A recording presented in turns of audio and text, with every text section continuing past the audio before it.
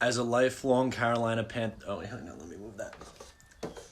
Sorry. As a lifelong Carolina Panthers fan, I am amped up to get my man Robby Anderson. It's going to be awesome having him and Matt Rule together, just like old times at Temple. Ignore that picture by the way. Just kidding. Thank you, Sun God. I'm back, and not for the reason why I wanted to be. So you probably just watched the upload that I did literally minutes ago. And they're like, oh, well, Matt said he wants the Jets to sign Robby Anderson, Brashad Perryman, or Demarcus Robinson. Well, Robby Anderson is not coming back. He just signed with the Carolina Panthers on a 2-year, $20 million deal.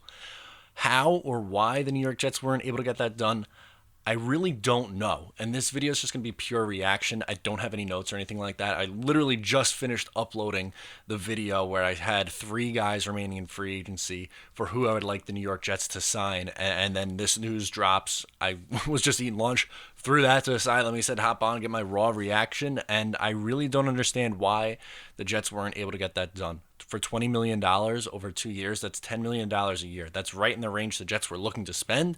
If it was just so much that Robby wanted to go back and play with Matt Rule in Carolina, then I don't have a really good answer for you.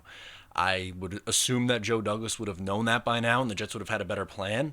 They don't really have an outside receiver. Right now, their best outside receiver is Quincy Enunwa, who hasn't played consistently since 2016.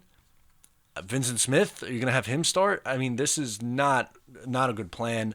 If anything, right now, my gut feeling, and I know this is just raw emotional reaction, I would want to trade a third-round pick for Trent Williams and then draft Jerry Jeudy or CeeDee Lamb. Just because I don't see how you're going to be able to draft a receiver in the second round and expect them to come in and replace the production that Robby Anderson had right away. I don't think that's realistic unless they're signing Perryman or Robinson, but still those guys are not as good of an option as what Robby Anderson would be to this offense.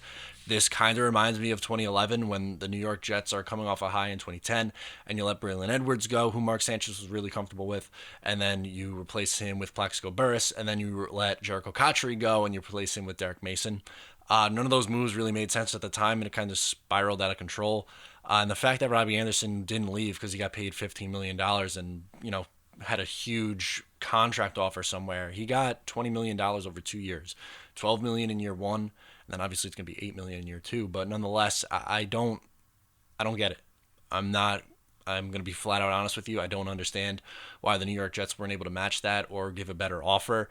I've said it a million times, I would have given him a 4-year deal with $48 million. He is a young, deep threat. He's 26 years old. He's going to be 28. The next time he becomes a free agent, could really look to cash in then. Even if you gave him a 1-year deal, I would have been okay with that. I just really think it would have been a smart decision to bring Robby Anderson back. Again, he has huge connection with Sam Darnold. He's been the Jets' best receiver over the last few years. Had over 900 yards in 2017. The last 2 years, he had pretty close to 800 yards. I think it was 779 last year and like 750, give or take a couple of yards in 2018. But his starting quarterback, missed 3 games in each of those years, so he could have easily been a 1,000-yard receiver. He's going back to the coach that he feels most comfortable with, and Matt Rule at Temple. I'm really excited to see what he's able to do in that offense. I think he's going to have a couple big years and then cash in big time in free agency in a couple of years. This stinks. This really stinks, not only because I think he was someone that I thought the Jets should have brought back. But, I mean, if you follow me, Robby's one of my guys. I've been on the Robby Anderson bandwagon from the get-go, from the beginning, when he was an undrafted free agent, signed here in 2016. I thought they should have took care of business. They didn't trade him, so that kind of made me think that he was going to re-sign here. I don't know. This one just really, it stinks. It does. So now the Jets have a huge hole at the wide receiver position. I'm not exactly sure where they go. Again, gut reaction, maybe you do take a wide receiver in the first round. I think that's what I would do at this point and trade a third-round pick and get Trent Williams, but I don't think that's what Joe Douglas is going to do. If I had to bet, they probably sign, I'm going to say Perryman. That just seems to make sense for what the direction the New York Jets have been going, and then they take receiver in round 2, and you better hope that Perryman's the receiver that he was the last 3 weeks and that you get production day 1. From your second-round wide receiver, and that Quincy Enunwa was healthy. It's a big risk. You're taking a really big risk here, and this one really stinks. So thank you for tuning in. Vent in the comments. I'll be right in there with you. It was a sad day to be a Jets fan.